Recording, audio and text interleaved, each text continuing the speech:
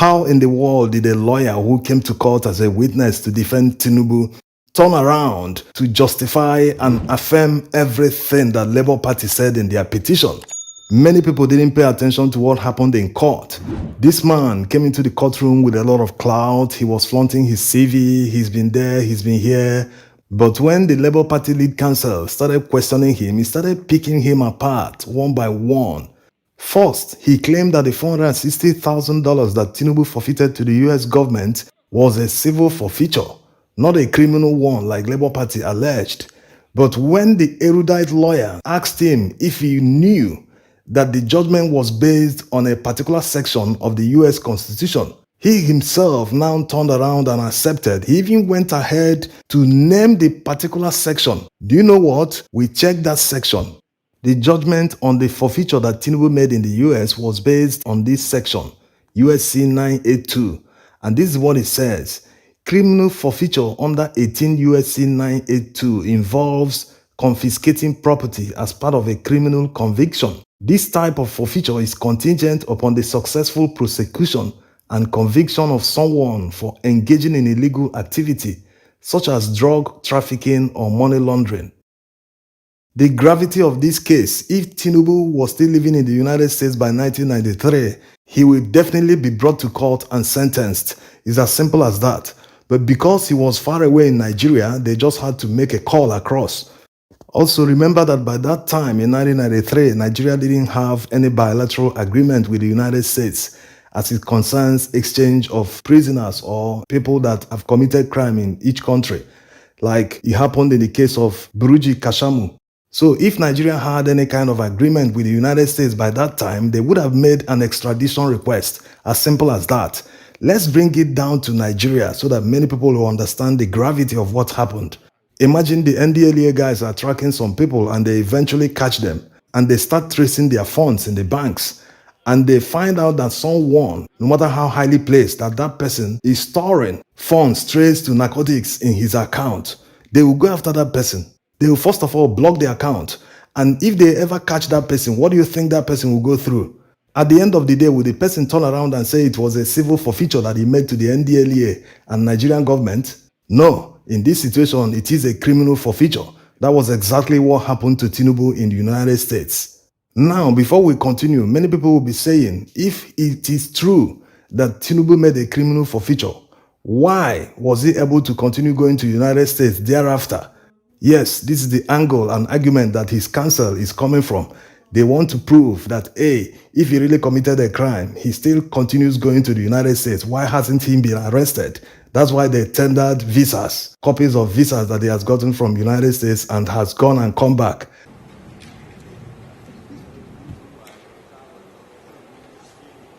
There are two reasons for this. Number one is that there's this policy in the United States. They don't seem to go after politically exposed persons abroad. Let's take, for instance, the indictment of Atiku Abubakar. Atiku Abubakar was indicted by a US Senate committee because of money laundering. When he was vice president, he used his wife. It's an old news. Everyone knows about it. Some tens of millions he laundered to the United States. So the US Senate committee indicted Atiku Abubakar with some other African politicians. But they didn't go after Atiku Abubakar. They didn't make an extradition request. Because of what? Because Atiku Abubakar is a politically exposed person. He has a potential to become the president. Their patriotism is to their own country alone. They don't care. If you guys elect a thief or whoever to rule you, that's your problem. Theirs is to protect their own interest. When they see someone that has become a president, maybe a dubious person, they will say, this guy, do we have a dossier on this guy? Let's open it. So whatever information they have about you, they will use it as a leverage. They will say, we want this resource from you. We want this social-natural resource from you. This company needs this, it needs that. And if you're not negotiating very well with them, they will tell you, we know about this, we know about that. That will just put you in shape because you will not want anyone to know about your secrets. That's why they tap phones. They want to know every information. So that's the major reason they forgot about it. It's not like it didn't happen, but it's just that it is a form of leverage that they will use when they want to use it.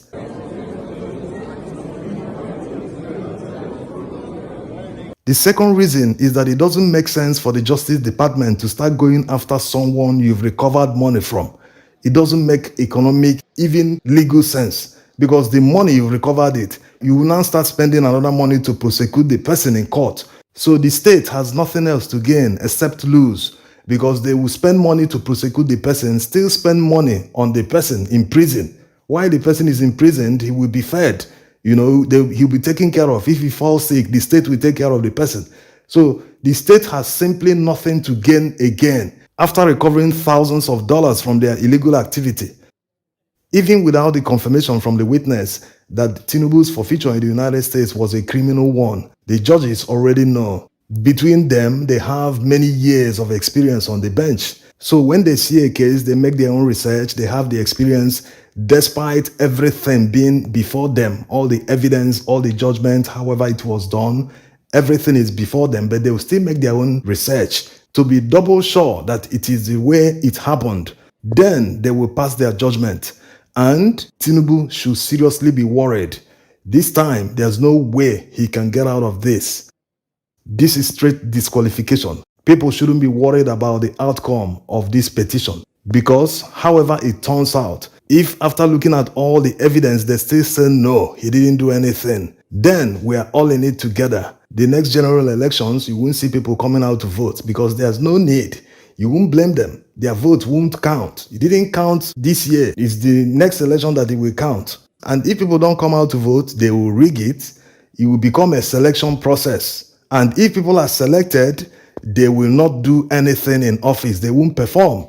They won't execute any project. They will just be writing all the money off because they don't have anyone to impress. You didn't vote them. They were selected by the party and people in power. So what will ultimately happen? It will make Nigeria a failed state, as simple as that, because nothing will work. So we are all in it together. Maybe, who knows, by that time they will be comparing Nigeria with Somalia.